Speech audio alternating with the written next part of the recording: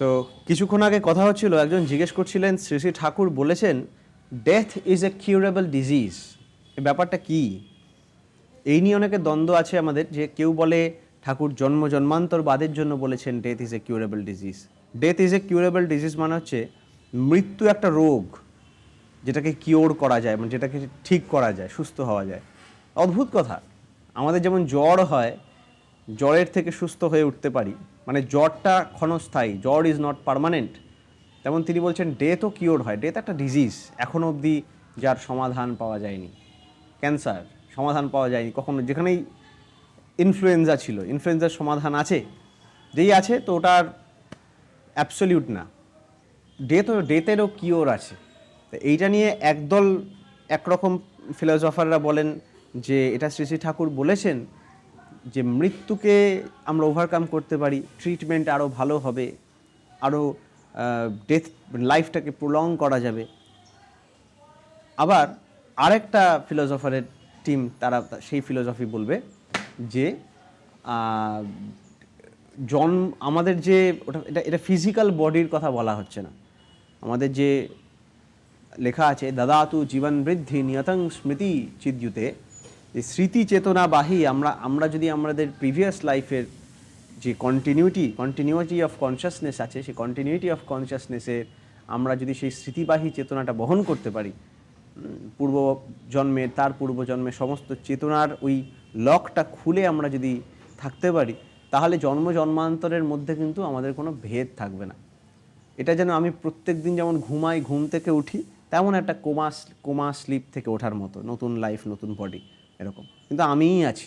আমাদের যেমন প্রত্যেক দিন হাওয়া হয়ে যাই, ঘুমিয়ে অচেতন হয়ে যাই, সুষুপ্তিতে চলে যাই, আবার চোখ খুলে সুষুপ্তি থেকে জাগরণে ফিরে আসি, ঠিক তেমন।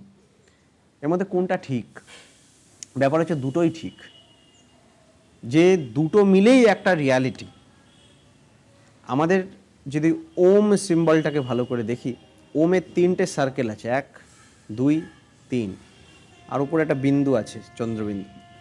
এই ওমের একটা সার্কেল হচ্ছে অ্যাওয়েক স্টেট অফ অ্যাওয়েকেনিং, জেগে আছি এরকম, যাকে বলে ভিভিড স্টেট, যেটা ঘুম থেকে উঠে উঠে বারবার এই যুগ দুনিয়ায় আমি ঘুম ভাঙছে আমার। আরেকটা সার্কেল, সেটা হচ্ছে ড্রিম স্টেট। যখন ড্রিম স্টেটে আমরা যাই, ওখানে গিয়ে কিন্তু আমরা ওখানেই ওইটাকে রিয়ালিটি মনে হয়। এরকমভাবে আলাদা আলাদা লেভেলস অফ রিয়ালিটি আছে, যে যেভাবে পারসিভ করতে পারে। তারপরে পিছনে আরেকটা আছে, যেটা হচ্ছে সুষুপ্তি, যেটা হচ্ছে রেম স্লিপ না, যেটা হচ্ছে একটা পুরো ডেড স্লিপ, যে সময় কোনো অনুভূতি থাকে না, কিন্তু ঘুম থেকে উঠে বোঝা যায় যে একটা অনুভূতি ছিল, একটা ঘুমের মতো কোনো একটা টাইমকে আমরা কাটিয়ে উঠলাম। আর উপরে চন্দ্রবিন্দু মতো একটা ডট থাকে, ওই ডটটা হচ্ছে অবজারভার, তুরিয়া বলে। তুরিয়া ওয়ার্ডটার মানেই হচ্ছে, সংস্কৃতে তুরিয়া মানেই হচ্ছে ফোর্থ। যখন আমরা তুরিয়া মানে হচ্ছে ওই, ও হচ্ছে অবজারভার অফ অল দিস। আমি ভালো আছি, আমি বাজে আছি, আমি আনন্দে আছি কি আমি নিরানন্দে আছি, আমি খেলছি, আজকে ভিডিও করছি, সব কিছু হচ্ছে, কিন্তু অবজারভারটা স্ট্যাটিক আছে। এই সব কিছুর পিছনে আমি আছি, আমি বোধ যেটা আছে, এই আমিটা কিন্তু চেঞ্জ হচ্ছে না। বাইরের জিনিসগুলো চেঞ্জ হচ্ছে, আমার জিনিসগুলো চেঞ্জ হচ্ছে, আমার মন চেঞ্জ হচ্ছে, আমার দেহ চেঞ্জ হচ্ছে, আমার পরিস্থিতি চেঞ্জ হচ্ছে। এই যা কিছু গতি সম্পন্ন হয়ে চেঞ্জ হয়ে চলেছে, এটাকেই বলে জগৎ, যার গতি আছে। শ্রী ঠাকুরকে যখন শঙ্করাচার্যের, আদি শঙ্করাচার্যের সেই বাণী ব্রহ্মসত্য জগৎ মিথ্যানি বলা হয়, তিনি বলেছেন বাইরের জগৎটাও সৎ, ভিতরের জগৎটাও সৎ, কিন্তু বাইরের জগৎটা হচ্ছে পরিবর্তনীয় সৎ, সৎ ইন কনস্ট্যান্ট ডাইনামিক চেঞ্জ। আর ভিতরের যেটা, সেটা হচ্ছে অপরিবর্তনীয় সৎ, তিনি হচ্ছেন অবজারভার। আমাদের প্রার্থনায় আছে না যে চৌথে পদ বাসা সন্তনওয়া সদা বিলাসা সোঘর দর্শায়া গুরুপুরে, তাই না? তো ওই যে চৌথে পদ বাসা, ওই ফোর্থটা হচ্ছে তুরিয়া। ওই তুরিয়তে আমাদের,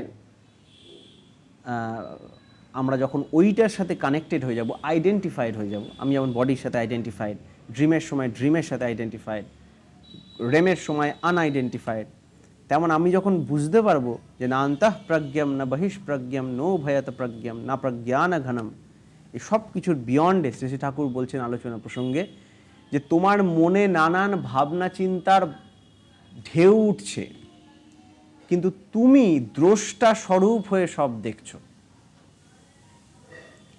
সা আত্মা সবিজ্ঞেয়, তুমি এটা দ্রষ্টা স্বরূপ হয়ে পুরো জিনিসটাকে অবজার্ভ করছো, অপরোক্ষ অনুভূতি তোমার হচ্ছে, সব কিছুর আলগা থেকে তুমি এটাকে অনুভব করছো যে তুমি আর তোমার আর তুমি আলাদা। দৃশ্য বিবেক, যা দেখছি আর যে দেখছে দুটো আলাদা, এই বিবেকটা যখন চলে আসবে এবং তুমি সেই টোটালিটি অফ কনসিয়াসনেসের যে ইটার্নাল স্ট্রিম, ঠাকুর বলতেন ফ্লো অফ সুপার কনসিয়াসনেস, ঠাকুর বলতেন তার ভাষায়, মেসেজ ভলিউম 8-এ আছে, এই ফ্লো অফ সুপার কনসিয়াসনেস যেটা বয়ে চলেছেন, হে বিরাট নদী অদৃশ্য নিঃশব্দ তব জল, অবিচ্ছিন্ন অবিরল চলে নিরবধি, তীরের সঞ্চয় তোর পড়ে থাক তীরে তাকাস নে ফিরে, এই যে যে চলছে চলছে চলছে চলছে, ঠাকুরের ভাষায় বলতে গেলেন he the word the source of creation manifests himself into all that hath manifested, but the beyond comprehended him not, though he sinneth in the bosom of the beyond. Beyond বা অব্যক্তের বোঝমেই ব্যক্ত বিমুখ সাড়া দিল না, তো চলছে কিন্তু ও সজা চলছে, চলতেই থাকছে। এই দ্রষ্টা স্বরূপ হয়ে সব কিছু দ্রষ্টা হয়ে দেখছি, আর সামনে এনার্জির খেলা হচ্ছে, এইটাই বোঝানো হয় তো মা কালী আর শিবকে দিয়ে, এনার্জির খেলা চলছে, সৃষ্টি চলছে, কিন্তু শিব নিশ্চল দ্রষ্টা স্বরূপ হয়ে দেখছে, সেই দ্রষ্টা স্বরূপ হয়ে আমরা আছি। শান্তম শিবম অদ্বৈতম স আত্মা স বিজ্ঞেয়, এটাই শ্রী শ্রী ঠাকুর বলছেন। আমাদের দেহের 3টে লেভেল আছে, অনেক লেভেল আছে, তার মধ্যে বেসিক্যালি যদি আমি ভাঙি, এটা হচ্ছে বাইরের যে বডিওয়ালা যে টোটাল ম্যাটেরিয়াল জিনিসটা, পিণ্ড দেশ, তার ভিতরে ব্রহ্মাণ্ড দেশ, ব্রহ্মাণ্ড দেশের পিছনে আছে কারণ দেশ বা কারণ শরীর, এগুলো শরীর, পিণ্ড শরীর, ব্রহ্মাণ্ড শরীর আর কারণ শরীর। এই 3টে শরীরের পুরো ব্যাপারটা হচ্ছে মনের কভার, মানবময় কোষ। এই পুরো জিনিসটার বিয়ন্ডে থেকে I am the observer of all this thing, ইয়ে হি না যে আছে না, নিজ ধাম হ্যাঁ, নিজ নাম হ্যাঁ, নিজ ধাম হ্যাঁ, যে আমার অ্যাকচুয়াল ধাম যেটা, যেখান থেকে সব দেখছি, দয়াল দেশ, ওটা এই কারণ শরীরের উপরে, পিণ্ড দেশ, ব্রহ্মাণ্ড দেশ আর দয়াল দেশ। স্থূল শরীর, সূক্ষ্ম শরীর আর কারণ শরীর এরমভাবে বলে। আবার কারণ শরীর কজাল বডির পুরোটা মাইন্ড ওখানে শেষ হচ্ছে, তারপরে মাইন্ডেরও বিয়ন্ড যাওয়া যায় না, আমরা আছি সবসময়, আমরা জাস্ট আইডেন্টিফাইড হয়ে গেছি এটা সেটার সাথে। যেমন এই মুহূর্তে আমার এখানে মারলে আমাকেই মারা হবে, কিন্তু আমি জামাটার সঙ্গে আইডেন্টিফাই, কিন্তু যে আমি অ্যাওয়্যার হলাম আরে এটা তো আমার জামা, এটা তো আমি না, এটা চিমটি কাটলে তো আমার লাগছে, এটা তো আমার, বাট আমি না, তখন আমার অ্যাওয়ারনেস চলে আসে, আইডেন্টিফাইড হয়ে গেছি। আবার এই আইডেন্টিফাইড থেকে তো আনআইডেন্টিফাইড হয়ে যাওয়াটাও পার্মানেন্ট না, যেটা ঘুমে হয়ে যায়, ঘুম থেকেও তো আবার উঠতে হয়, তাই না? এটাকেই বলে ব্রহ্মা ঘুমায়, ব্রহ্মা নিদ্রায় যায়, তখন সব প্রলয় হয়ে নষ্ট হয়ে যায়, আবার তো সৃষ্টি হয়, তোমার হাতে নেই, উঠতেই হবে ঘুম থেকে, সে তুমি স্বপ্নের জগতে ওঠো আর এই জগতে ওঠো। এই অ্যাটাচমেন্ট অ্যান্ড ডিট্যাচমেন্টে আমার যখন কমপ্লিট কন্ট্রোল চলে আসবে, এটা ইনার মাস্টারি। আর death is a curable disease, কারণ তখন বোঝা যাবে যে ডেথ আমার অ্যাকচুয়ালি হয়ই না, আমি অজাত, আমি জন্ম নিচ্ছিও না, মরছিও না, জন্ম নিচ্ছে মরছে আমার বডি, আমার মাইন্ড, এদের হচ্ছে, কিন্তু আমার এসেনশিয়ালি কিছু হচ্ছে না, আমি আছি, ছিলাম, থাকবো।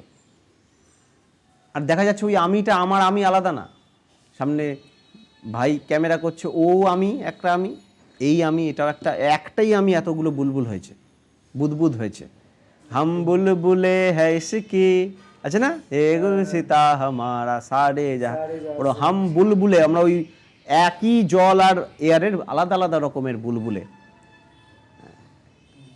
তাই যিনি ওই জায়গায় বিরাজ করছেন, সব অচিন্ত যে সচ্চিদানন্দ বিগ্রহ, যিনি জন্মগতই ওরকম, তাকে আমরা পুরুষোত্তম বলি। আবার তার মানে এই না যে আমি এইটাকে ইগনোর করছি, কারণ এইটা ইগনোর করে নষ্ট করলে আবার এখান থেকেই কন্টিনিউ হবে না জিনিসটা, আরও খারাপ, পড়াশোনা না করে যেমন আবার পড়াশোনা করতে হয়, তখন আরও খাটনি বেড়ে যায়, ওরকম টাইপের ব্যাপার হয়ে যাবে।